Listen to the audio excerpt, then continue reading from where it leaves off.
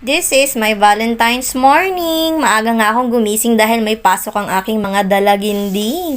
Ayan, pinaghanda ko na sila ng almusal para makakain muna sila bago pumasok sa school. Ngayon nga ay Valentine's Day tapos Ash Wednesday pa. Naisipan ko ang gawing mas espesyal ang almusal nila ngayon, kaya naman ginawa kong pa-heart shape itong mga hotdog na natira sa rep namin. Niluto ko na nga lahat. Pinagsangag ko na nga rin pala sila ng bahaw dahil ang dami nga natirang kanin kagabi. Alam nyo ba, nasa stage ako ngayon na nakakaloka. May mga naliligaw na sa mga anak ko, kinakabahan niya ako kaya talaga nakamasid ako sa kanila.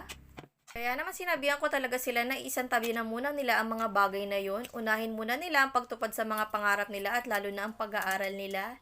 Ang mga bagay na yun, napakadali na pagkatapos mo nang matupad ang mga pangarap mo, kaya huwag kayong magmadali mga anak ko.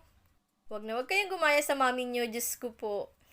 Nakatatakot ko kasi mangyari sa kanila ang nangyari sa akin. Kaya ayoko talagang maranasan nila ito dahil napakahirap. Although okay naman ang buhay ko ngayon, pero mas gusto ko sana na may mas maganda pang pangarap para sa mga anak ko. Malaki naman ang tiwala ko sa kanila. Bait at masisipag mag-aral. Kaya lang bata pa rin sila na kailangan gabayan. Kaya mga anak, ang payo ko ay para sa inyo. May tamang panahon para sa lahat ng bagay. Kaya naman magsikap lang kayo para matupad nyo ang mga pangarap nyo.